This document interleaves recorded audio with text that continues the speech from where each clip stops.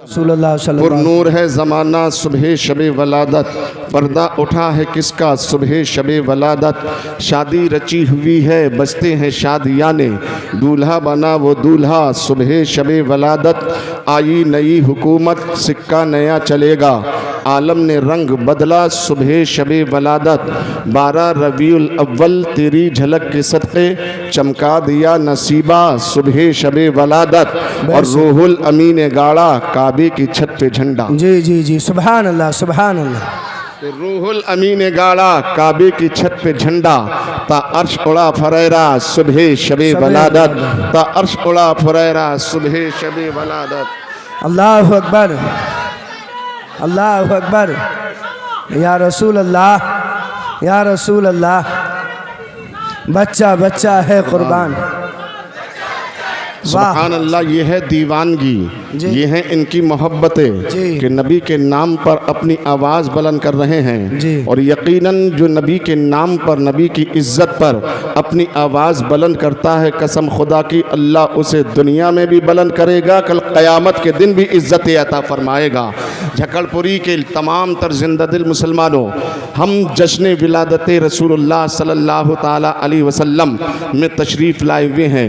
ये हमारी और आपकी खुशनसीबी है कि अल्लाह के महबूब ने हमें पसंद किया और अपना ज़िक्र हमारे ज़बान से, अपना ज़िक्र हमसे करवा रहे हैं। वरना मेरे प्यारे दीनी इस्लामी भाइयों, आका जान रहमत सल्लल्लाहु ताला अलैहि वसल्लम का ज़िक्र आप ये फ़ख्र मत करना कि हमने किया तो हुआ, नहीं, बल्कि अल्लाह ने जितनी मखलूक पैदा की है, इंसानों के साथ साथ जितनी भी 18,000 मखलूक परवरदिगार ने पैदा की है, हर एक मखलूक अपनी अपने ज़बान से, अपने अपने अंदाज में मुस्तफ़ा जान रहमत सल्लल्लाहु ताला अलैहि वसल्लम का मीलाद मनाया करती है। अज़ीज़ान मिल्लत इस्लामिया, और मीलाद मनाना कोई नाजायज़ और हराम नहीं है, ये अच्छा काम है। अज़ीज़ान मिल्लत इस्लामिया, लोग अगर कुछ भी कहें कि कुरान और हदीस से साफ साबित करो, तो आपके लिए सिर्फ इतना सा जवाब मैं दिए देता हूँ कि अगर वो कहें कि साफ कुरान में तो इसका ज़िक्र नहीं है या हदीस में नहीं है, साबित करो सहाबा ने नहीं मनाया, तो आप उनको सिर्फ इतना जवाब दे दीजिए, जनाब वाला, अगर कुरान और हदीस में इसका करने का हुक्म नहीं है तो ये बता दो कुरान और हदीस में इसको ना करने का हुक्म कहाँ पर है। अज़ीज़ान मिल्लत इस्लामिया, इसलिए कि नबी जब दुनिया में कोई भी आया तो वो सिर्फ़ और सिर्फ जो है बुराइयों से रोकने के लिए आया है, हर जायज़ काम का हुक्म देने के लिए नहीं आया, बल्कि हर बुरे काम से रोकने के लिए वो नबी आया। हमारे आका जान रहमत सल्लल्लाहु ताला अलैहि वसल्लम अगर इस दुनिया में तशरीफ़ लाए तो हर जायज़ काम कराने के लिए नहीं, बल्कि हर बुराई से रोकने के लिए आए हैं, हर जुल्म ज़्यादती का ख़ात्मा करने के लिए आए हैं। और जो चीज़ें नाजायज़ थीं, जो चीज़ें हराम थीं, उनके ताल्लुक़ से अल्लाह रब्बुल इज़्ज़त ने कुरान अज़ीम में बड़े बड़े बोर्ड लगा दिए गए कि ये चीज़ नाजायज़ है, ये चीज़ हराम है, ये चीज़ नाजायज़ है, ये चीज़ हराम है, इस चीज़ को ना करना, इस चीज़ को मना कर दिया गया। उनके बोर्ड बड़े बड़े लगा दिए गए और जायज़ काम जो ज़िक्र आया कर दिया। और अगर जिसको सरकार ने मना नहीं किया है तो यकीनन वो जायज़ है। अब अगर कोई फिर भी ज़िद करे तो उससे सामने सिर्फ एक जुमला कह देना, जनाब वाला, कुरान अज़ीम के अंदर गोश्त खाने का ज़िक्र है कि गोश्त खाना जायज़ है, लेकिन ये बताइए गोश्त कोरमा बना के खाना जायज़ है या कबाब बना के खाना जायज़ है? सिर्फ गोश्त खाने का जिक्र आया है, जायज़ है। ये जिक्र नहीं आया कि इसके शामी कबाब बनाओ, ये भी जायज़ है, इसकी बिरयानी बनाओ, ये भी जायज़ है, इसका कोरमा बनाओ, ये भी जायज़ है, इसका जिक्र नहीं आया। एक चीज़ बोल दी गई, अब उससे उसकी जितनी भी डिशें बने है एक ही चीज़ से, इंशाअल्लाह वो सब जायज़ हैं। और जश्न विलादत रसूलुल्लाह सल्लल्लाहु ताला अलैहि वसल्लम, अल्लाहु अकबर, ये तो वो दिन है मेरे मिल्लत के नौजवानों कि आज हम हिंदुस्तान के अंदर रहते हैं, हम भारत के बाशी हैं, हम भारत के रहने वाले हैं। हम जो है 15 अगस्त और 26 जनवरी को बड़ी शान और शौकत के साथ मनाते हैं। जो जश्न विलादत का इनकार करते हैं, जो यौम मुस्तफ़ा मनाने का इनकार करते हैं, वो भी यौम आज़ादी मनाने में सबसे आगे उनका कदम नजर आता है। जो यौम विलादत रसूलुल्लाह पर झंडा उठाना गवारा नहीं करते, वो यौम आज़ादी पर सबसे आगे झंडे उठाते हुए नजर आते हैं। हम कोई पाबंदी नहीं लगाते, यकीनन हम भारत के रहने वाले हैं, हिंदुस्तान के रहने वाले हैं। हमारी जिम्मेदारी बनती है, हमारा अहम जिम्मेदारी ये भी है कि हम जब यौम आज़ादी आता है तो बड़ी शान से अपने मुल्क का झंडा अपने हाथों में थाम करके पूरी दुनिया को ये बता देते हैं कि हम वो मुसलमान हैं कि जब भारत की आज़ादी का दिन आता है तो अपने झंडे को भी अपने हाथ से, अपने वतन के झंडे को अपने हाथ से बुलंद करते हैं। और जब यौम विलादत रसूलुल्लाह का दिन आता है तो अपने नबी के नाम के झंडे को भी अपने हाथों में लेना जानते हैं। अजीज़ान मिल्लत इस्लामी, अल्लाह अकबर, अल्लाह अकबर, या रसूल अल्लाह, या रसूल अल्लाह। बच्चा बच्चा है कुर्बान, बच्चा बच्चा है कुर्बान। आप जरा गौर करें, मेरी बात को अपना जहन करीब करें ताकि मैं आप तक पहुंचूं और आप मेरी बात को सही तरीके से समझ सकें। अजीज़ान मिल्लत इस्लामिया, यौम आज़ादी मनाना कोई नाजायज़ काम नहीं है, दुरुस्त है, ये खुशी का दिन है। ऐसे ही मेरे प्यारे, जब भारत आज़ाद हुआ तो पूरा मुल्क खुशी में डूब जाता है, पूरा मुल्क उस दिन को सेलिब्रेट करता है, पूरा मुल्क उस दिन को याद करता है, अपने भी याद करते हैं, बेगाने भी याद करते हैं।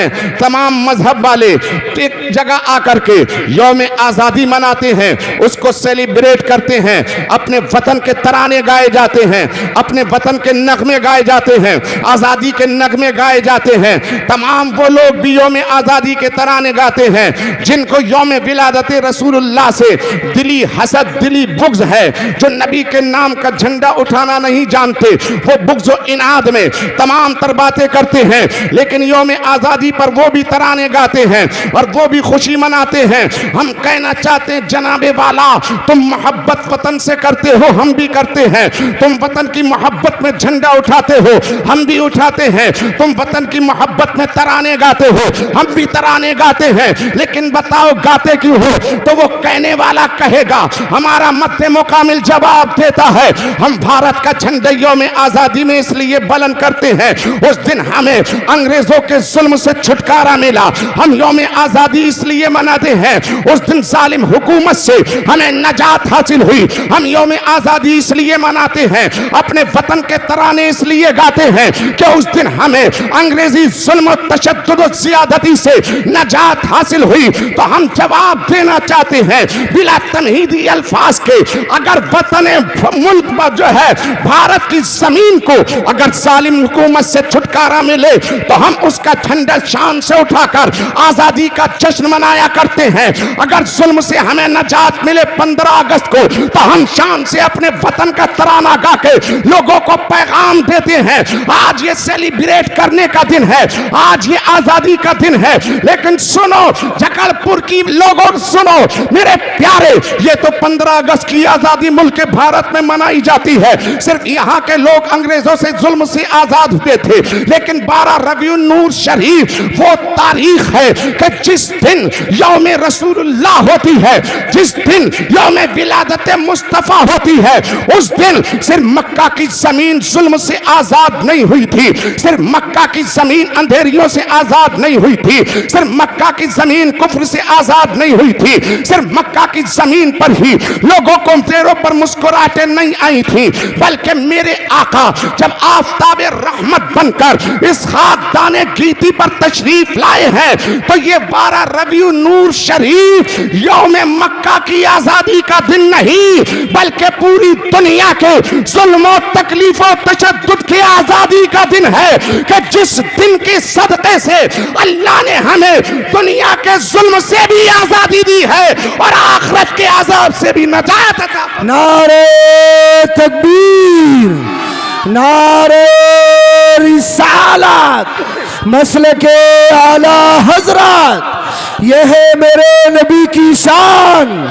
जश्न ईद मिलादुन नबी, जश्न ईद मिलादुन नबी, नारे तकबीर, नारे रिसालत, मेरे प्यारे, यही वजह है कि दीवाने हिंदुस्तान के मस्ताने, हिंदुस्तान की ज़मीन पर रहने वाले अपने आका की मोहब्बत में क्या क्या नहीं करते। मौका मिलता है, अल्लाह अकबर, अल्लाह ने नेमतें दी हैं तो अल्लाह अकबर अपने घरों को भी सजाते हैं, अपने घरों के ऊपर नबी के नाम के झंडे को भी बुलंद करते हैं। अल्लाह अल्लाह नबी के नाम पर जश्न भी मनाया करते हैं। नबी की मोहब्बत में 12 रबीउन नूर शरीफ के दिन अल्लाह अकबर नबी पर दुरूद और सलाम भी पढ़ते हैं, नबी पर सलात और सलाम भी पेश किया जाता है। अल्लाह अकबर, नबी की आमद क्या है, पूरे ज़माने के अंदर बहारें आ चुकी हैं। आज अगरचे लोग हमें किसी भी तंग नजरी से देखते हो, आप मेरी बात को जो है इशारों इशारों में मैं आप तक पहुंचना चाहता हूं। आज हमारे मुल्क के अंदर हमें किसी भी तंग नजरी से देखा जाता हो, हमसे जो है सर्टिफिकेट टाइम मांगे जाते हो, अल्लाह अकबर, कि तुम राष्ट्रवाद हो के नहीं हो, तुम हिंदुस्तान से मोहब्बत करने वाले हो के नहीं हो। लेकिन हिंदुस्तान का एक एक सुन्नी मुसलमान, हिंदुस्तान का एक एक दीवाना, हिंदुस्तान का एक एक नबी का कलमा पढ़ने वाला, हिंदुस्तान का एक एक नबी से मोहब्बत करने वाला, उन लोगों को जिनकी ज़हनियत गंदी हो चुकी है, उन लोगों को जिनके जहन के अंदर मुसलमानों के खिलाफ बगावतें चलती हैं, मुसलमानों के खिलाफ तासुब जिनके दिलों के अंदर बसा हुआ है, हम पैगाम देना चाहते हैं। इस जकलपुरी के इस मिंबर नूर से ये पैगाम देना चाहते हैं, यौम वलादत के मौके पर, ये जमीन किसी के बाप की नहीं है, बल्कि हमारे बाप हजरत आदम की ये जमीन है। और आप अंदाजा लगाइए इस जमीन से हमें मोहब्बत कितनी है। अगर जरूरत पड़ी तो हम इस जमीन के लिए अपना माल भी दे सकते हैं, अगर जरूरत पड़ी तो इस जमीन के लिए अपनी जान भी दे सकते हैं, अगर जरूरत पड़ी तो अपना मकान भी इस जमीन के लिए दे सकते हैं। लेकिन अपने वतन अजीज मुल्क हिंद की जमीन पर कोई दुश्मन गंदी निगाह डाले, हम उसको बर्दाश्त नहीं करेंगे। क्यों?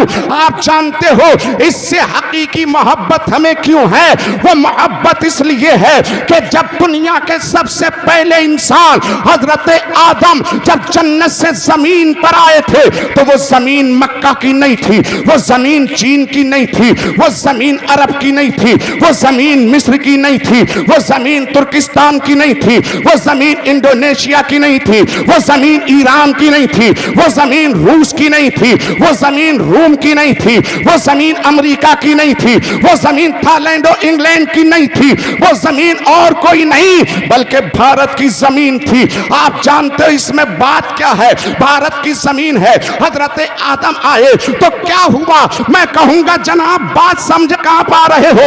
अभी बात मुकम्मल नहीं हुई, मुकम्मल तो अब हो रही है, जुमला पहुंचा रहा हूं। लेकिन उससे पहले जी लगा कर कहिए सुभान अल्लाह, बुलंद आवाज से कहें सुभान अल्लाह। हाथों को बुलंद कर लें, हाथों को उठाएं फजाओं में और जुमला दे रहा हूं। हमारा प्यार हिंदुस्तान में पैदा होने की वजह से हम इससे नहीं करते, बल्कि मोहब्बत इस जमीन से इसलिए करते हैं कि जब हजरत आदम इस जमीन पर आए हैं तो पहले अकेले नहीं, आदम के साथ नूरे मुस्तफा भी आया है। सुभान अल्लाह, नारे तकबीर, नारे रिसालत, मसलके आला हजरत, इश्क मोहब्बत, इश्क मोहब्बत, यह है मेरे नबी की शान, यह है मेरे नबी की शान। जश्न ईद मिलादुन नबी, सरकार की आमद, सरकार की आमद, सरकार की आमद, नारे तकबीर। मेरे प्यारे, सबसे पहले नूरे मुस्तफ़ा की किरण अगर किसी ज़मीन पर पड़ी है और उस किरण की रोशनी को किसी ज़मीन ने, किसी खित्ते ने दुनिया के देखा है तो वो खित्ता कोई और नहीं बल्कि अर्ज़ हिंदुस्तान है। वो ज़मीन का टुकड़ा भारत की ज़मीन है जिसने सबसे पहले आदम के साथ नूरे मुस्तफ़ा को देखा है। और उस नूरे मुस्तफ़ा की बरकत है, जी जी, उस पहली किरण की तो ये बरकत है। आप दुनिया के किसी भी मुल्क में चले जाइए, हर मुल्क में एक मौसम मिलेगा। कितने मौसम मिलेंगे? एक मौसम। बोले बोले कितने? एक मौसम मिलेगा। कहीं पर ज्यादा गर्मी है तो पूरी साल गर्मी है, कहीं पर बरसात है तो पूरी साल बरसात है, कहीं पर अगर मौसम सर्द है तो पूरी साल सर्दी रहती है। लेकिन बाहर जमीन भारत के इस जमीन पर अल्लाह अल्लाह 4 महीने गर्मी है तो 4 महीने बरसात है और 4 महीने सर्दी है। जैसा सुहाना मौसम भारत का है ऐसा सुहाना मौसम किसी और जमीन का नहीं। जैसा खूबसूरत समा भारत का है ऐसा समा किसी और मुल्क का नहीं। जैसी बादो बहार भारत की है ऐसी बहारें किसी और मुल्क की नहीं। जैसा खुशगवार मौसम भारत का है ऐसा खुशगवार मौसम किसी और जमीन का नहीं। क्यों नहीं किसी और जमीन के 3 मौसम? ऐसी खुशगवारी किसी मुल्क में क्यों नजर नहीं आती? ऐसी बहारें दूसरे मुल्कों में क्यों नजर नहीं आती? उसकी वजह यह है कि जब नसीम में बहार लेकर के हजरत आदम जन्नत से मुस्तफा के साथ आए तो भारत की जमीन को नबी के सदके इस जमीन को अल्लाह ने वो बरकतें अता फरमाई, वो बहारें अता फरमाई, वो जलवे अता फरमा दिए कि और मुल्कों में एक मौसम है लेकिन आदम के आने और आपकी पेशानी में नूरे मुस्तफा की आने की बरकत से अल्लाह ने भारत को खुशगवार 4 मौसम भी अता फरमाए है। सुभान अल्लाह, सुभान अल्लाह। बहुत खूब, बहुत खूब। प्यार करें इस जमीन से। और रही बात मोहब्बत की तो मोहब्बतों का तो तकाजा ये देखो मेरे नबी ने फरमाया है अल्लाह अकबर कि मुझे मुल्क हिंद से अपने आशिकों की खुशबू आती है, मुझे मुल्क भारत से अपने दीवानों की खुशबू आती है, मुझे मुल्क भारत से अपने गुलामों की खुशबू आती है। तो हमारे नबी ने अपने सहाबा के दरमियान में इन दीवानों का चर्चा किया है, इन दीवानों का जिक्र किया है। तुम्हारी मोहब्बतों का तस्करा, तुम्हारी मोहब्बतों के चर्चे, तुम्हारे मोहब्बतों के जलसे, तुम्हारे इश्क के चर्चे मदीने वाले आका ने हजरत अबू बकर सिद्दीक के सामने किए, हजरत उमर फारूक आजम के सामने किए, हजरत उस्मान गनी के सामने किए, हजरत मौलाए कायनात के सामने किए हैं। अजीज़ान मिल्लत इस्लामिया तमाम सहाबा के दरमियान में मुस्तफ़ा ने हमारी दीवानगी के चर्चे किए हैं। यही तो वजह है अल्लाह अकबर कि भारत के मुसलमान अल्लाह अल्लाह अपने नबी की आमद पर जब दिल चाहता है नबी के नाम की महफिल सजा के नबी को याद कर लिया करते हैं। तन्हा होते हैं अपने अकेले बैठ करके नबी की याद मना लिया करते हैं। मेरे प्यारे दीन इस्लामी भाइयों, मैं अपनी बात के जरिए लोगों को पैगाम देना चाहता हूँ और अपनी इस गुफ्तगू के जरिए दूर दराज और तमाम तर लोगों को ये बताना चाहता हूँ कि यौम वलादत कोई आम नहीं है। विलादत रसूलुल्लाह सिर्फ मुसलमानों को ही नहीं बल्कि हर एक धर्म वाले को यौम विलादत मुस्तफ़ा मनानी चाहिए और इस पर खुशी का इजहार करना चाहिए। अल्लाह अकबर। आप कहोगे कैसे? तो मैं कहूँगा जनाब इसलिए कि ये यौम विलादत का सदका है कि आज दुनिया कहती है, आज लोगों का ऐलान है बेटी बचाओ अभियान आज चला रहे हैं और वो नारा दे करके कह रहे हैं कि हमने नारा दिया है बेटी बचाओ का, लेकिन वो अपने नारे में झूठे हैं। इसलिए सबसे पहले बेटी बचाओ का नारा आज के कारिंदों ने नहीं, आज के सियासतदान ने नहीं, बल्कि ये बेटी बचाओ का नारा आज से 1450 साल पहले मदीने वाले आका ने दिया था। और कैसा नारा दिया था? सिर्फ बेटी बचाओ नहीं, आज जो मेरी कौम की बेटी, आज जो मेरी घर की बहन है, आज जो मेरे घर की इज्जत है, अपने माँ बाप की यसमत है, अपने माँ बाप की शान और अजमत है, अपने भाई की वकार है, अपने भाई की इज्जत है, अपने घर की जीनत है, वो बेटी मेरे नबी के इरशादात पर उंगली उठाती है और कहती है नबी ने हमारे ऊपर पाबंदी लगा दी। अबे सोच, मेरी घर की जीनत है तू, मेरे घर की इज्जत है तू, एक बाप की शान है तू, एक माँ की इज्जत है तू, एक भाई की असमत है तू। सुन, मेरा जुमला दे रहा हूं, तुम्हारी इज्जत क्या थी? अब से 1450 साल पहले का वो जमाना याद करो, वो दिन याद कर, वो तारीख याद कर जब तू जन्म लेती थी किसी घर में, किसी माँ के शिकम से जब तू दुनिया में आती थी तो तेरा बाप और ये जमाना अपने हाथों से तुझे जमीन के अंदर दरगोर कर दिया करता था। तू सिसक रही थी एक सांस लेने के लिए, तू तड़प रही थी एक सांस जीने के लिए, तू बिलक रही थी एक सांस लेने के लिए, आवाज देती थी पड़ोसी को लेकिन पड़ोसी मदद के लिए तैयार ना था, पुकारती थी अजीजों को, कोई तेरे मदद करने के लिए तैयार ना था, बुलाती थी रिश्तेदारों को कोई रिश्तेदार तेरी आवाज पर लब्बैक नहीं कहता था।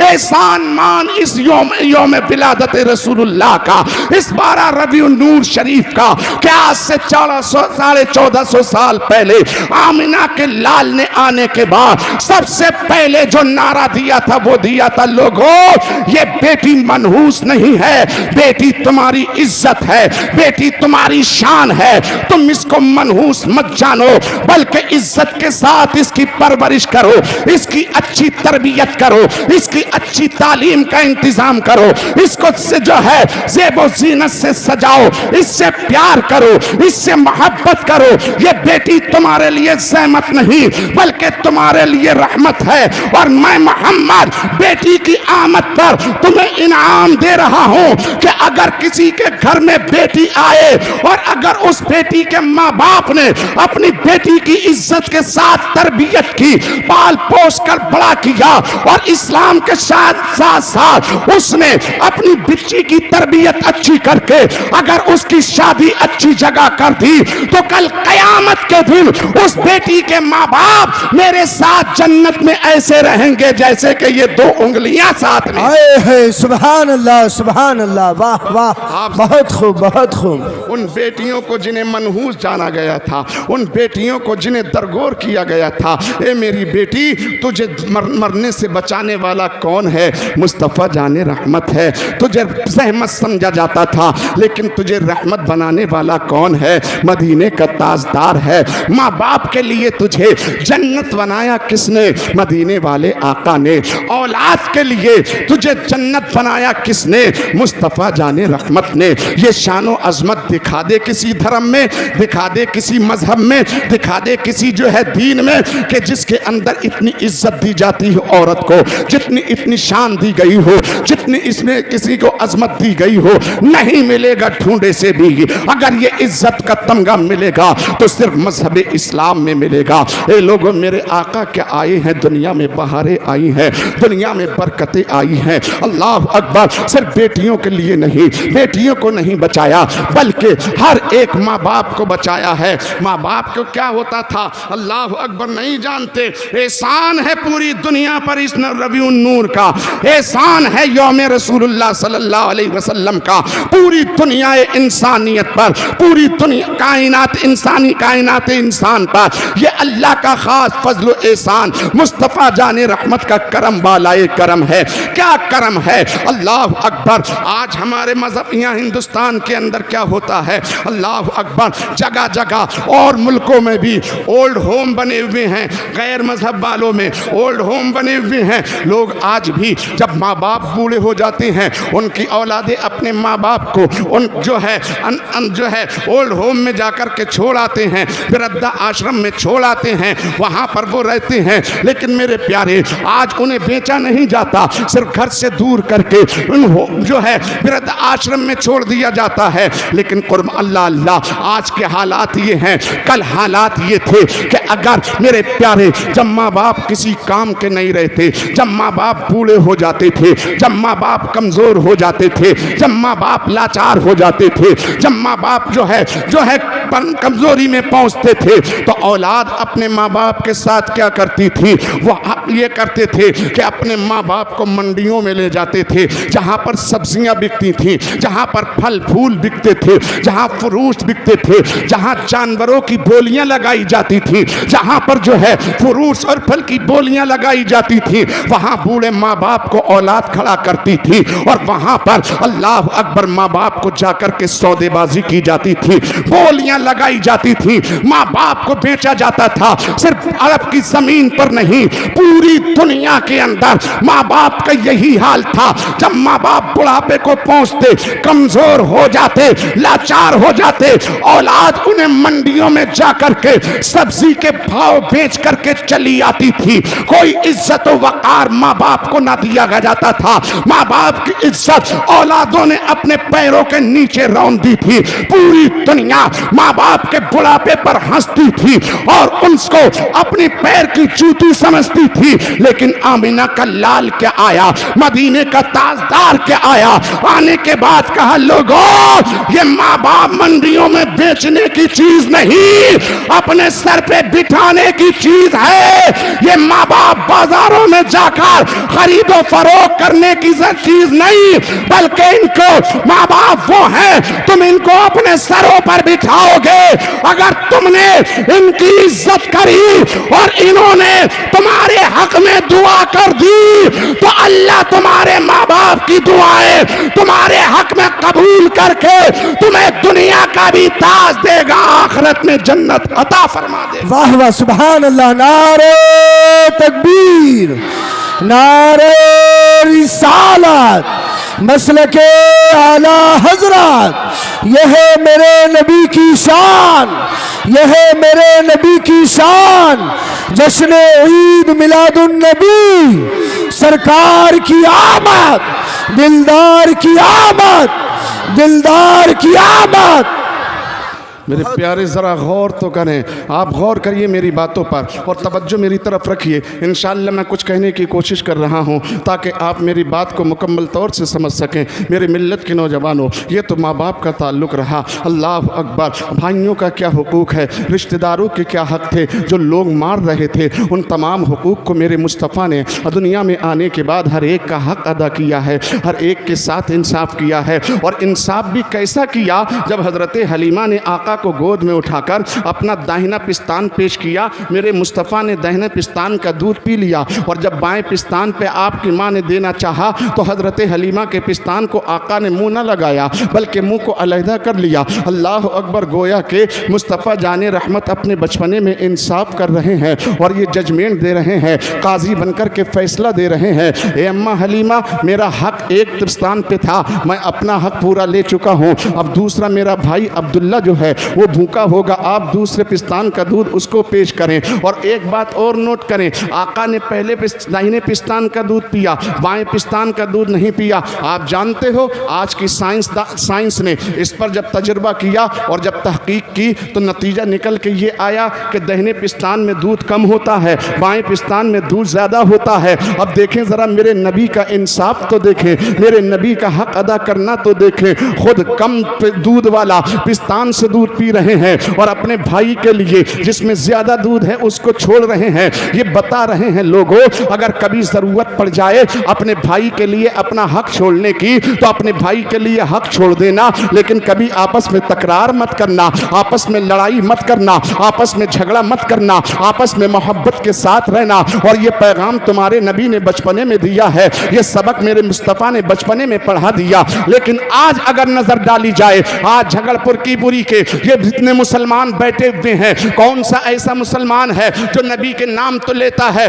लेकिन फैसले का जब वक्त आता है, हुकूक का जब वक्त आता है, हक की अदायगी का जब वक्त आता है, विरासत के बंटवारे का जब वक्त आता है, घर के अंदर कौन सा ऐसा घर है, कौन से ऐसे वारिसीन है जो इंसाफ का तकाजा अपने सामने रखते हैं, इंसाफ का तराजू सामने रखकर मुस्तफ़ा जाने रहमत सल्लल्लाहु ताला अलैहि वसल्लम के इरशादात, अल्लाह रब्बुल इज्जत के निजाम को सामने रखकर अपने घर का बंटवारा करते हो, अपने बाप की जायदाद का बंटवारा करते हो, अपने माँ की जायदाद का बंटवारा करते हो। अक्सर और बेशतर आप देखें ज्यादातर घरों के अंदर विरासत के बंटवारे की बुनियाद पर आपस में तनाज़े है, आपस में झगड़ा है, आपस में लड़ाई है, भाई भाई को मारने पर तुला हुआ है, भाई भाई को मारने की सुपारी दे रहा है, दुकान के बदले भाई के कत्ल का इरादा किए हुए दूसरा भाई है, हर तरीके से कोशिश है, नहीं बनती है तो कचहरी में जाकर के खड़ा कर देता है, साल हर साल मुकदमा चलता है,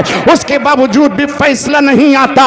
1 इंच जमीन के लिए, 1 फीट जमीन के लिए ये कौम मुस्लिम इस हद तक गुजर चुकी है कि अपने आप को दूसरों के सामने, अल्लाह अकबर, वो लोगों के सामने जो कि कभी इंसाफ के तराजू में किसी को सही इंसाफ नहीं देते, जिनका इंसाफ नोटों पे तुल चलता हो, जिनका इंसाफ की बुनियाद रियाल पर हो, जिनके इंसाफ की का कलम जो है डॉलर पर जो है नील कलम चलता हो, वो तुम्हें क्या इंसाफ दे सकते हैं? तुम्हें इंसाफ क्या दिला सकते हैं?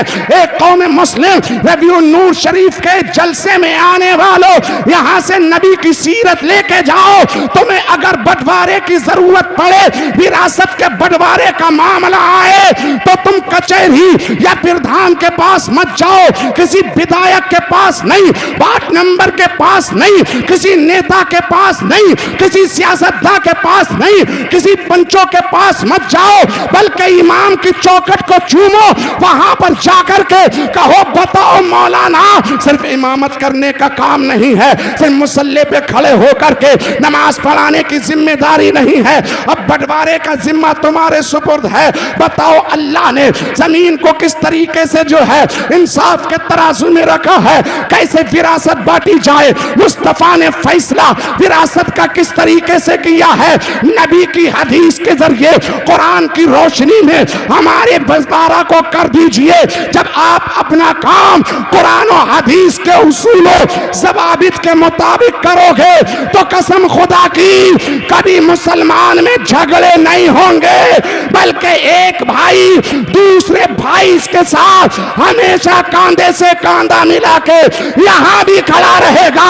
जब रुखसत होगे तो इंशाअल्लाह कब्र तक तुम्हारे साथ रहेगा। वाह वाह, सुभान अल्लाह, सुभान अल्लाह, बहुत खूब, बहुत खूब, बहुत खूब, माशाअल्लाह, सुभान। साहब के कभी होता है बंटवारा सही हो रहा है? बताइए। ज्यादातर झगड़े जो हैं, ज्यादातर रिश्तेदारियों में अनेट जो पड़ी हुई है, रिश्तेदारियां जो मुनक़ते हो चुकी हैं, भाई ने भाई के लिए घर के दरवाजे को बंद कर रखा है जी, भाई ने बहन के लिए, बहन ने भाई के लिए दरवाज़ा बंद कर रखा है। वो असल वजह यह है कि जब विरासत का बंटवारे का नंबर आता है तो लोग सोचते हैं कि साहब मुझे ही सब मिल जाए, और अक्सर इल्ला माशाल्लाह 1-2 लोग होंगे, 100 में मुश्किल से 5-10 लोग होंगे जो बहन का हक देते होंगे बाप की जायदाद में जी, वरना सब के सब हड़प कर जा रहे हैं, है कि नहीं? कहते क्या कि साहब अब्बा ने दहेज दे तो दिया था, तो दहेज अब्बा ने सिर्फ बेटी को ही थोड़ी दिया था, माल तेरी तुम्हारी बहू को भी तो चढ़ाया था अब्बा ने जी जी, हाँ या नहीं चढ़ाया था? बारात तो तुम्हारी भी करी थी, 1.5-2 लाख रुपए का तो मैरिज हाल ही करा था। अगर 2 लाख का दहेज बेटी को दे दिया तो कुछ एहसान नहीं करा जी जी जी, तुम्हारे लिए तो खाली बारात वलीमे के लिए 2 लाख का मैरिज हाल ही करा जा रहे हैं जी जी, हक बात है, हक बात है। और फिर खाना अलग जी, हाँ, और खाने के साथ में माल अलग जी, कपड़े अलग जी, हक बात। ये सब कौन कर रहा है?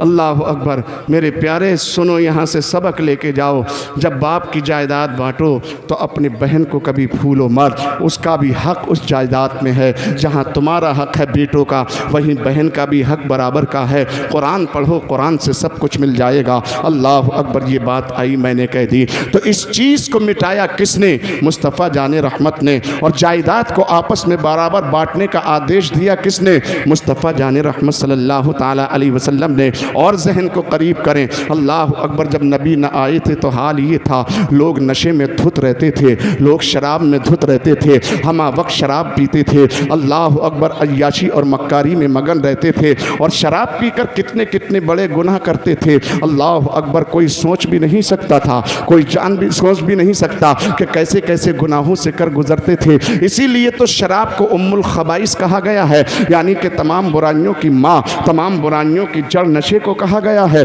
तमाम बुराइयों की जड़ शराब को कहा गया है। चूँकि जब बंदा शराब पीता है तो शराब का नशा जब उसे दिलो दिमाग पर हावी होता है तो वो अपने बेगाने को भूल जाता है, अपने पराई को भूल जाता है, हर एक को अल्लाह अकबर गाली गलौज से बात करता है, वो किसी की इज्जत नहीं करता। और ना जाने शराब की हालत में क्या क्या चीज़ें अल्लाह अल्लाह वो कर गुजरता है, कौन कौन से गुनाह कर गुजरता है। कभी कभी तो ऐसा भी हालात पैदा होते हैं, ज़्यादा शराब पीने से लोगों का जहन जब मायूफ हो जाता है, जहन काम करना छोड़ देता है, तो इंसान अपनी ज़बान के ज़रिए ऐसे ऐसे कुफरिया कलमात बकना शुरू कर देता है कि इंसान का ईमान चला जाता है, दिल से इश्क़ रसूलुल्लाह चला जाता है, ईमान की सब जो है सल्ब कर लिया जाता है। ये मेरे प्यारे दीनी इस्लामी भाइयों, शराब कितनी बुरी चीज़ है आप ख़ुद कुरान से सवाल करो तो कुरान में अल्लाह जवाब देगा, अल्लाह अकबर, ला तक़रबुस्सलाह, के नमाज के करीब मत जाना। क्यों? वह अंतुम सुकारा,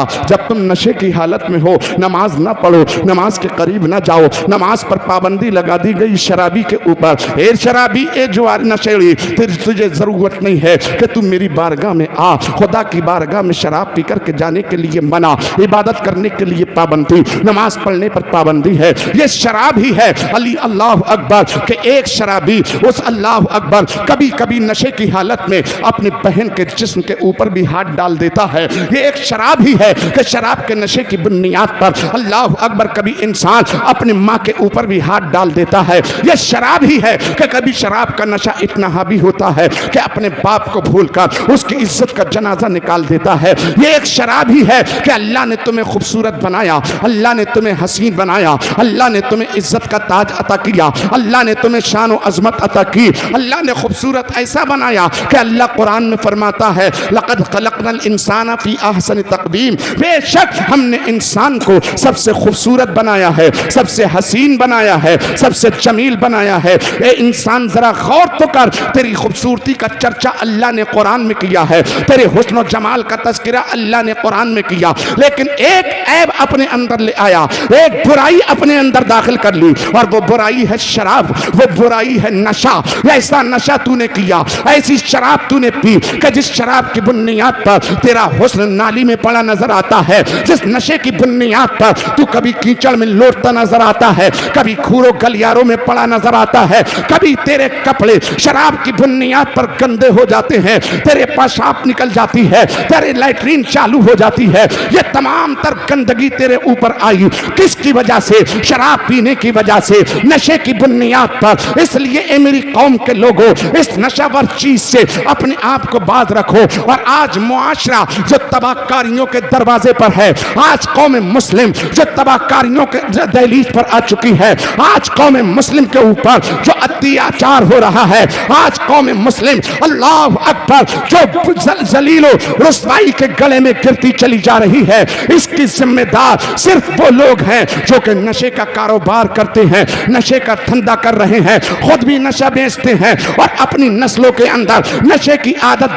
डाल रहे हैं। ए मेरे प्यारे इंसान, मेरे प्यारे दीनी इस्लामी भाइयों, ए नबी का कलमा पढ़ने वालों, इस शराब से तौबा कीजिए, इस शराब से अपने आप को बचाइए। और जानते हो अल्लाह के रसूल फरमाते हैं कि जिसने दुनिया की शराब को इस्तेमाल किया, जिसने दुनिया के नशे को इस्तेमाल किया, जिसने दुनिया के अंदर शराब नोशी की, कल क़यामत के दिन जन्नत में अल्लाह जो जन्नती शराब जन्नतियों को अता करेगा, दुनिया में शराब पीने वाले उस शराब से महरूम कर दिए जाएंगे। दुनिया के अंदर नशा करने वाले उस शराब से महरूम कर दिए जाएंगे। वो जन्नत की शराब जो जन्नतियों को अता की जाएगी, वो जन्नती शराब जो जन्नत वालों को दी जाएगी, वो जन्नत का जो है जाम जो जन्नतियों को मिलेगा, उस जन्नती जाम से, उस जन्नती अल्लाह अकबर, उस जन्नती शराब से अल्लाह अल्लाह उन लोगों को महरूम किया जाएगा जो दुनिया के अंदर अपने आप को शराब का कारोबार या अपने आप को शराब के धंधे में लगाते हैं,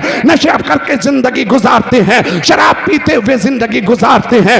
एक तो दुनिया भी हमारी शराब की बुनियाद पर बर्बाद होती है, हमारा घर भी नशे की बुनियाद पर बर्बाद होता है, और दूसरी बात ये शराब ही की बुनियाद पर तुम्हारी कब्र भी बर्बाद हो जाएगी, नशे की बुनियाद पर तुम्हारी आखिरत बर्बाद हो जाएगी, तुम्हें जहन्नम का ईंधन बना दिया जाएगा। तुम चाहते हो हमारे दुनिया के अंदर इज्जत बरकरार रहे, हमारे घर की ज़ेबो ज़ीनत व अस्मत बरकरार रहे, आखिरत में इज्जत मिले, कब्र में इज्जत मिले, आखिरत आखिरत में अल्लाह हमें जन्नत की शराब अता फरमाए तो जन्नत की शराब लेने के लिए हमें दुनिया की शराब से अपने आप को बचाना होगा।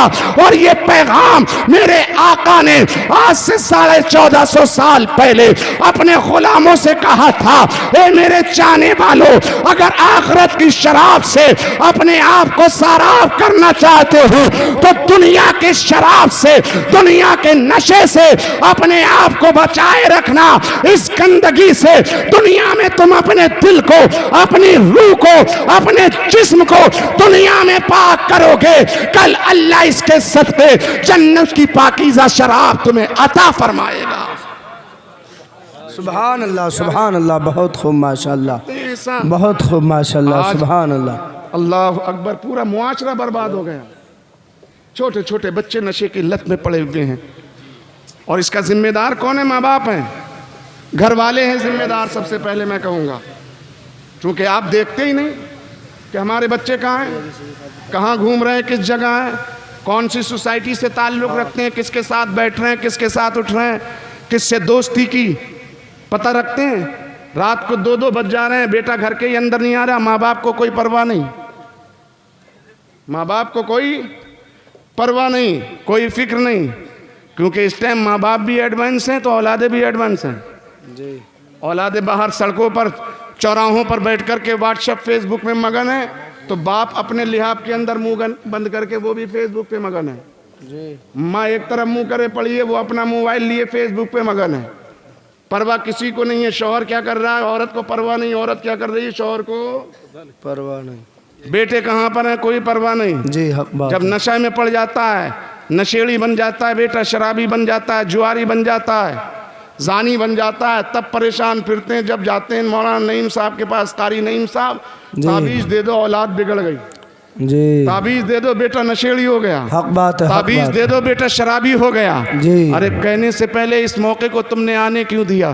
तुम्हें एक मुर्गी से सबक लेना चाहिए कि मुर्गी जब शाम को दरबे में जाती है ना, तो टुक टुक टुक टुक कर करके अपने बच्चों को सबको आवाज़ देती है, और जब तक तमाम बच्चे उसके करीब ना आ जाएं और दरबे में उसके साथ ना बैठें, उस मुर्गी को चैन नहीं मिलता, उस मुर्गी को करार नहीं मिलता। तमाम बच्चों को अपने परों के नीचे इत्मीनान जब बैठ जाती है, जब बच्चे उसके दरबे में उसके साथ होते हैं, तब कहीं जाके मुर्गी को सुकून मिलता है। ए मेरे कौम के लोगों, कौम मुस्लिम के जवानों, बुजुर्गों, दोस्तों, ए मेरी माँ और बहनों, तुम्हें कहाँ तुम्हारी गैरत मर गई? तुम्हारा भाई बाहर है, बहन को परवाह नहीं कि कहाँ पर है, क्या कर रहा है। अल्लाह अकबर, बहन नहीं है, भाई को परवाह नहीं कि बहन कहाँ है, माँ बाप को फिक्र नहीं कि बच्चे कहाँ पर हैं। रात का आखिरी हिस्सा गुजर जाता है, अल्लाह अल्लाह, 3 तिहाई रात गुजर जाती है, लेकिन फिक्र नहीं। अल्लाह अकबर, जब तुम अपने बच्चों की फिक्र ही ना रखोगे, अपने बच्चों की खोज ना रखोगे कि बच्चे हैं कहाँ, तो जाहिर सी बात है बच्चे ने अगर सोसाइटी गलत इख्तियार कर ली है, अगर सोसाइटी गलत पकड़ ली है, अगर लोगों का नाता जिससे जोड़ा है, जिससे ताल्लुक उन्होंने बनाया है, अगर वो शराबियों की मंडली से हुआ तो यकीनन तुम्हारा बच्चा भी शराबी बनेगा। अगर किसी इसमें किए से उसका ताल्लुक हो गया तो यकीनन तुम्हारा बच्चा भी इसमें किया बन जाएगा। अगर किसी जो है चर्सी से तुम्हारे बच्चे का दोस्ताना हो गया तो तुम्हारा बच्चा भी चर्सी बन जाएगा। अगर किसी जुआरी से जुआरी की सोसाइटी अगर तुम्हारे बच्चे को मिल गई तो यकीनन एक दिन वो जुआरी बन जाएगा। अगर किसी जानी से तुम्हारे बच्चे का ताल्लुक हो गया तो यकीनन तुम्हारा बच्चा जानी बन जाएगा। ए लोगों, इन गुनाहों को देखते हुए तुम चीखते क्यों हो? क्यों अपने बच्चों को बुरा कहते हो कि साहब मेरा बेटा शराबी हो गया? कैसे शराब की लत छूटे, नशेड़ी हो गया, कैसे नशे की आदत छूटे, इसमें किया बन गया, कैसे इसमें की आदत छूटे, चरसी बन गया, कैसे चरस की आदत छूटे। मैं कहूंगा जनाब, अगर इन आदतों से अपने बच्चों को बचाना चाहते हो तो उस वक्त गौर मत करो जब तुम्हारा बच्चा शराब पीने लगे, उस वक्त गौर मत करो, उस वक्त चिल्लाओ चीखो मत जब तुम्हारा बच्चा नशेड़ी हो जाए, जब तुम्हारा तुम्हारा बच्चा इसमें किया और चर्सी बन जाए, उस वक्त परेशान मत हो, बल्कि जब तुम्हारा बच्चा अगर घर से निकला था शुरू में, उस वक्त तुम्हें परेशान होना चाहिए था।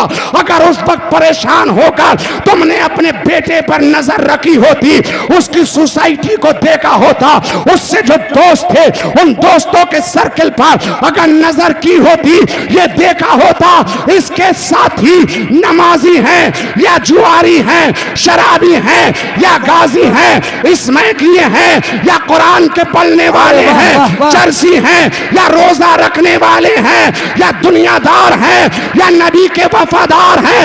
अगर इस पर नजर रखी होती और आपने जुआरियों, शराबियों, नशेड़ियों से हटाकर अगर नमाजियों के साथ में अपने बच्चे को खड़ा किया होता, तो कसम खुदा की वो दूसरों को खुद भी नमाजी होता और अपने परिवार को भी नमाजी बना दिया होता। वाह वाह, सुभान अल्लाह। नारे तकबीर, नारे रिसालत, मसलके आला हजरत। मेरे प्यारे, ये मोहब्बत रसूल है, ये मेरे प्यारे दीनी इस्लामी भाइयों, ये है। ये तमाम तर चीज़ों को मिटाया किसने? सरकार ने। इन तमाम चीज़ों से लोगों को बचाया किसने? यौम विलादत रसूलुल्लाह सल्लल्लाहु अलैहि वसल्लम के सदक़े तो इन तमाम तर ऐबों से, बुराइयों से हम महफूज हुए हैं। तो सबसे बड़ा एहसान सिर्फ मुसलमान ही नहीं बल्कि पूरी दुनिया के लिए इस्लाम का पैगाम है कि शराब अच्छी चीज़ नहीं है, ये इससे बचो, इससे परहेज़ करो, इससे इज्तिनाब करो। अज़ीज़ान मिल्लत इस्लामिया, जो चीज़ हराम है उसको हराम कह दिया गया, जो चीज़ जायज़ है उसको कहा भी गया, और किसी को जो है जायज़ होते हुए भी अगर जिक्र ना किया गया तो ऐसा नहीं है कि वो नाजायज़ है। बहरहाल मैं क्या क्या जिक्र करूं, इसीलिए तो उस्ताद ज़मान हज़रत अल्लामा हसन ने पहले ही कह दिया था कि आई नई हुकूमत, सिक्का नया चलेगा, आलम ने रंग बदला, सुबह शबे वलादत। नबी आए, पूरे आलम ने रंग बदल लिया, पूरी दुनिया के अंदर रोशनी आई, पूरी दुनिया के अंदर बहारें आई। तो क्यों ना मैं नबी की आमद पर चर्चा करूं, क्यों ना नबी के आमद पर मैं जिक्र करूं, और अल्लाह की तरफ से जो नेमत उज़्मा हमें और आपको अता की गई, उस नेमत का हमें हमेशा जिक्र करते रहना चाहिए। इसलिए कि कुरान में खुद रब ने फरमाया, व अम्मा बिनिअमति रब्बिका फहद्दिस, कि अपने रब की नेमतों का खूब खूब चर्चा करो, खूब खूब जिक्र किया करो। अल्लाह अकबर। नेमतों का जिक्र करते रहना ये इबादत है, नेमतों का चर्चा करते रहना ये अल्लाह की बंदगी और इबादत है। आओ ज़रा हदीस रसूल देखते हैं। हज़रत अबू हुरैरा रज़ियल्लाहु ताला अन्हु इस हदीस के रावी हैं। अल्लाह अकबर। आप फरमाते हैं, मुस्तफ़ा जान रहमत सल्लल्लाहु ताला अलैहि वसल्लम ने इरशाद फरमाया कि अल्लाह अगर कोई किसी से नेमत ले, अल्लाह अल्लाह, कोई अगर किसी के साथ एहसान करे तो जिसके साथ एहसान हुआ है उसकी जिम्मेदारी है कि एहसान करने वाले का चर्चा करे। एहसान करने वाले का या तो एहसान उतार दे, और अगर एहसान उतारने की ताकत ना रखता हो, उसकी नेमत देने की ताकत ना रखता हो, तो उसके बदले में उस मोहसिन जो है उसका चाहिए कि जिसने उसके ऊपर एहसान किया है उसका चर्चा करे, उसका जिक्र करे। अल्लाह अकबर। बिला तमहीदी अल्फाज के एक दुनियावी नेमत देने वाला, एक दुनिया का आम इंसान अगर किसी पर एहसान करे तो अल्लाह के रसूल फरमाते हैं कि एहसान करने वाले का या तो एहसान उतारो, और अगर एहसान नहीं उतार सकते तो उनका चर्चा करो, उनका जिक्र करो। बिला तमहीदी अल्फाज के अल्लाह ने, अल्लाह अकबर, हमें ये नेमत दी है और एक एहसान हमें अता किया है, और वो नेमत और एहसान क्या है? अल्लाह कुरान में फरमाता है, लक़द मन्नल्लाहु अलल मुअमिनीना इज़ बअसा फ़ीहिम रसूलन मिन अनफुसिहिम, बेशक हमने तुम्ही में से, अल्लाह अकबर, तुम्हारे दरमियान में तुम्ही में से हमने अपना रसूल भेजा, तुम पर एहसान किया। अल्लाह अल्लाह। अब अल्लाह का एहसान कोई उतारना चाहे, तुम कोई माई कलाल मेरे रब का एहसान उतार नहीं सकता, मेरे रब का नेमतों का बदला कोई दे नहीं सकता। हम कमज़ोर इंसान हैं, ना तबाह लाचार मजबूर हैं, हम अल्लाह के एहसान को, अल्लाह अकबर, अदा नहीं कर सकते। लेकिन जब एहसान अदा नहीं कर सकते तो इसी के ताल्लुक़ से मुफस्सिरीन कुरान, मुफस्सिरीन इकराम फरमाते हैं, अगर तुम चाहते हो कि उसका बदला दिया जाए तो अल्लाह की नेमत का चर्चा करते रहो, अल्लाह की नेमत का जिक्र करते रहो। यही वजह है कि हम कौम मुस्लिम, नबी के दीवाने, नबी का कलमा पढ़ने वाले, अपनी आका की याद बनाकर उनका चर्चा करते हैं। उनका जिक्र करते रहते हैं। और ये जिक्र जमील वो जिक्र जमील है इंशाअल्लाह। और ये जिक्र वो जिक्र है कि जिस जिक्र की बरकत से अल्लाह हमें दुनिया में भी खुशहालियाँ, बाद मरने के कब्र व आखिरत में भी इज़्ज़त व वक़ार अता फरमाएगा। मुस्तफ़ा जान रहमत से इश्क मोहब्बत कीजिए, उनका हमेशा सच्चा करते रहिए।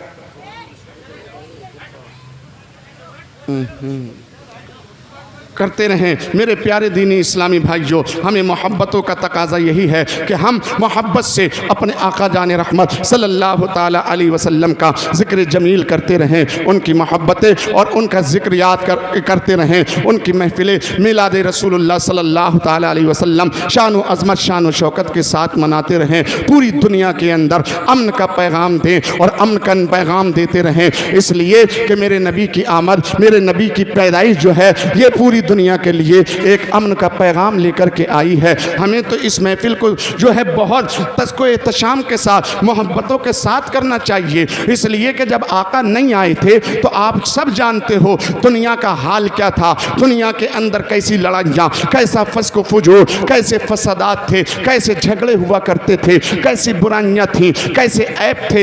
एक बुराई हो तो कोई गिनाई जाए, एक चीज़ हो तो किसी का जिक्र किया जाए। अल्लाह अकबर, सरापा इंसान बुराइयों में बैठ चुका था, सरापा इंसान बुराइयों की दलदल में फंसा हुआ था। अल्लाह अकबर, उन तमाम तर बुराइयों से अगर किसी ने निकाला है तो वो मोहसिन इंसानियत जाने कायनात मुस्तफ़ा जाने रहमत सल्लल्लाहु ताला अलैहि वसल्लम की ज़ाते बाबरकात है, वो मुक़द्दस ज़ात रसूलुल्लाह की। अल्लाह अकबर कि जिन्होंने आकर पूरी दुनिया के अंदर अमन का पैगाम दिया, पूरी दुनिया के अंदर सलामती का पैगाम दिया, सलामती का परचम लोगों तक पहुंचाया, लोगों से कहा कि लोगों आपस में कभी मत लड़ो, ये अच्छी बात नहीं है, एक प्लेटफार्म पर रह करके रहो, एक प्लेटफार्म पर इत्तेहाद के साथ। अगर तुम चाहते हो कि हमें कामयाबी मिले, कामरानी मिले, तो मदीने वाले का एक पैगाम ये भी है कि वो कौम कभी भी कामयाब नहीं होती, वो लोग कभी कामयाब नहीं पाते जो आपस में लड़ाई करें, जो एक दूसरे से तासुब रखें, जो एक दूसरे से झगड़ा करें, वो कभी कामयाब नहीं होते। आका ने कामयाबी का राज ये दिया है, अगर कामयाब होना चाहते हो तो इत्तेहाद के साथ रहो, मुत्तहिद होकर के रहो। अल्लाह अकबर। और तुम चाहते हो कि लोग हमारी बात माने, हम जो कहें वो लोग जो है तस्लीम करें, तो उसके लिए नबी ने फरमाया, अल्लाह अकबर, आका की जिंदगी से, आका की सीरत से हमें ये पैगाम मिलता है कि अगर तुम चाहते हो कि लोग हमें इज्जत से नवाजें, लोग हमें जो है नफरतों के देखने की बजाय मोहब्बतों के साथ हमें देखें, हमें इज्जत और तौकीर से नवाजें, तो आका फरमाते हैं कि तुम सामने वाले की इज्जत करो, सामने ये मत देखो कि कौन है, किस मुल्क का है, किस जगह का है, तुम ये देखो आने वाला हमारे पास आया क्यों है। अल्लाह अकबर। अगर तुम्हारे पास अमन का पैगाम लेके आया है, अगर तुम्हारे पास में कोई दुहाई लेकर आया है, तो जिम्मेदारी है कि तुम उसकी बात सुन के, अगर वो सच्चा है, अगर वो हक पर है, तो फैसला उसी के हक में देना। अगर तुमने मजलूम की सुनी और मजलूम के साथ रहकर अगर मजलूम की मदद की, तो अल्लाह तुम्हें इज्जत देगा। और अगर मजलूम का साथ ना देके अगर किसी जालिम का साथ दिया, तो कसम खुदा की अल्लाह ना तुम्हें दुनिया में इज्जत देगा, ना कल तुम्हें आखिरत में अल्लाह इज्जत अता करेगा। अल्लाह अकबर। ये इस्लाम का पैगाम है, ये अमन और शांति का पैगाम है। ये अमन का पाठ पढ़ाया किसने? मोहम्मदुर रसूलुल्लाह ने। ये शांति का पाठ पढ़ाया किसने? मदीने वाले आका ने। अल्लाह अकबर। और कौन कौन सी इस बात बताई जाए, नबी की कौन कौन सी बात बताएं। अल्लाह अकबर। बस यूं समझ लीजिए, नबी के हर उठते हुए कदम में हमारी जिंदगी की कामयाबी के राज पोशीदा हैं। नबी की सीरत पढ़ें, नबी का किरदार पढ़ें तो पता चलेगा। और मेरे प्यारे, एक बात मैं कह दूं आपसे, क्योंकि आप मेरे अपने हो, मेरी कौम के लोग हो, मैं तुम्हें बताना ज़रूर समझता हूँ। अल्लाह अकबर। आज हम जो बातें करते हैं, चौराहों पर तबसरा होता है, इधर उधर तबसरे होते हैं कि साहब फलां हमारा मुखालिफ, फला हमारा मुखालिफ, फला हमारा मुखालिफ। अल्लाह अकबर। ये बातें करना बंद कर दीजिए। पहले तुम अपने आप को मुसलमान बना लीजिए। मुसलमान बनोगे जिस दिन, कसम खुदा की हर एक आदमी तुम्हारी इज्जत करेगा, इज्जत से तुम्हें नवाजेगा। आज जो तुम्हें अल्लाह अकबर रुस्वाइयाँ मिल रही हैं, जो जलील और रुस्वा किए जा रहे हो, इसका सबब कौन है? कोई और नहीं बल्कि तुम्हारे कारनामे हैं, तुम्हारा किरदार है। तुम्हारा नाम अब्दुल्ला तो है, तुम्हारा नाम अब्दुल करीम तो है, तुम्हारा नाम अब्दुल सलाम तो है, तुम्हारा नाम अब्दुल वाहिद तो है, तुम्हारा नाम मोहम्मद शकील तो है। अल्लाह अकबर। लेकिन कारनामे देखो, क्या अब्दुल्ला वाले तुम्हारे हैं? कारनामे देखो, क्या मोहम्मद अब्दुल शकील वाले हैं? कारनामे देखो, क्या अब्दुल कलाम वाले कारनामे हैं? क्या अब्दुल सलाम वाले तुम्हारे कारनामे हैं? अरे तुम्हारे कारनामे तो ऐसे हैं कि लोग देख करके तुम्हें घिन खाते हैं। जहाँ कल तक तुम्हें देख करके लोग तुम्हें सीने से लगाते थे, वहीं आज तुम्हें देख करके लोग नफरत करते हैं और तुम इन नफरतों का शिकार बन रहे हो और लोग तुमसे नफरत करते जा रहे हैं और उन नफरतों की वजह से तुम रुस्वा होते चले जा रहे हो। फिर दोष देते हो दूसरों को कि फला हमारे ताल्लुक से ऐसा सोचता है, फला ऐसा सोच रहा है। ए मेरी कौम के लोगों, अल्लाह अकबर। क्या था? शराब को नबी ने मना किया लेकिन तुम शराब पी रहे हो। जुए को मना किया लेकिन तुम जुए के आदी हो गए हो। सूद हराम है लेकिन तुम सूद के आदी हो गए हो। और सूद तो ऐसा, अल्लाह के रसूल फरमाते हैं, जिसने माल में सूद मिलाया वो जन्नती नहीं जहन्नमी है जी। अपने हलाल माल में जिसने सूद मिलाया वो जहन्नम का ईंधन बनेगा। अब आप कहोगे जनाब हलाल माल में सूद कैसे मिलता है? दूध हलाल है लेकिन पानी मिला दिया। काम कर रहे हो नहीं कर रहे हो? हाँ, दूध हलाल रिस्क है, बेचो, प्योर बेचो, उसमें घोटाला मत करो, उसका क्रीम निकाल के मत बेचो। अगर क्रीम निकाल के तुमने दूध बेचा तो यकीनन जो नफ़ा कमा रहे हो सूद है, हराम है तुम्हारे लिए। दुनिया में भी उसकी मार पड़ेगी, आखिरत में भी तुम्हारे ऊपर उसकी मार पड़ेगी। और यही नहीं बल्कि आप देखो, अनाज है, गल्ला बेच रहे हो, तेल बेच रहे हो, उसमें मिलावट। अनाज बेच रहे हो, गेहूँ बेच रहे हो, उसमें मिलावट। आटा बेच रहे हो, उसमें मिलावट। चावल बेचते हो, उसमें मिलावट। किस चीज का नाम लिया जाए, जो भी तिजारत कर रहे हो हर चीज में मिलावट। और तो और रेते में मिलावट, काय में? रेते में मिलावट।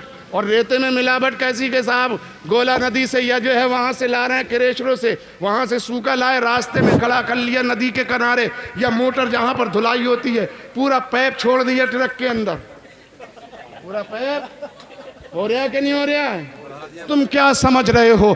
2 क्विंटल 10 क्विंटल 20 क्विंटल रेता बढ़ गया तो कितने पैसे मिल जाएंगे? 1000 2000 लोगों को धोखा देके तुम कमा लोगे। लेकिन उस कम हराम के तरीके से कमाए हुए पैसे से तुम समझो तुम्हें इज्जत मिल जाए तो कसम खुदा की तुम्हें कभी इज्जत नहीं मिल सकती। तुम्हें हर तरफ रुस्वाइयाँ मिलेंगी, तुम्हें जलील किया जाएगा, बेइज्जत किया जाएगा। आज जमाने के अंदर जो तुम्हें जलील और रुस्वा किया जा रहा है, बेइज्जती का तुम शिकार हो रहे हो, सिर्फ इस वजह से कि तुमने अपना अमल बदल लिया, तुमने अपना किरदार बदल लिया। मुसलमान तो हो, मजहब इस्लाम को तो मानते हो, लेकिन इस्लाम के निजाम को नहीं मानते, इस्लाम के कानून को नहीं मानते, शरीयत मोहम्मदी पर तुम अमल नहीं करते। कसम खुदा की, अगर शरीयत मोहम्मदी पर अगर भारत का मुसलमान अमल करना छोड़ दे तो मेरे भारत का हर एक मजहब वाला मुझे और तुझे सीने से लगा लेगा। अगर ये दूरियां बड़ी हैं तो हिंदुस्तानी होने की वजह से नहीं, बल्कि मुसलमानों के गलत किरदार अपनाने की वजह से बड़ी हैं। तुम अपने आप को बदलो तो पहले, अपने अंदर बदलाव तो लाओ। ये 12 रबीउल नूर शरीफ का अहम पैगाम है, ये मेरे नबी की विलादत का अहम पैगाम है, ये मेरे नबी की सीरत का अहम पैगाम है।